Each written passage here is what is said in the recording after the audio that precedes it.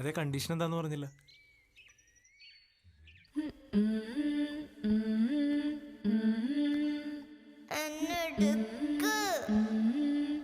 നമ്മുടെ അടുത്ത് രേവതി എവിടെ?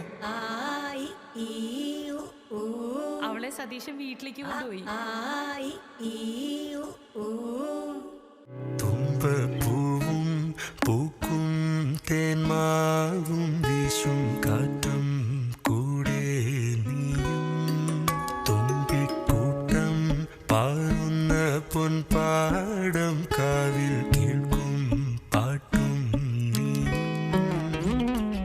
പാവാടത്തുമ്പാൽ കുഞ്ഞിക്കൊലുസാൽ നീ തൊട്ടാൽ വാടാത്ത തൊട്ടാവാടി ആറ്റിൻ നെഞ്ചിൽ മുത്തുന്ന പൊന്മ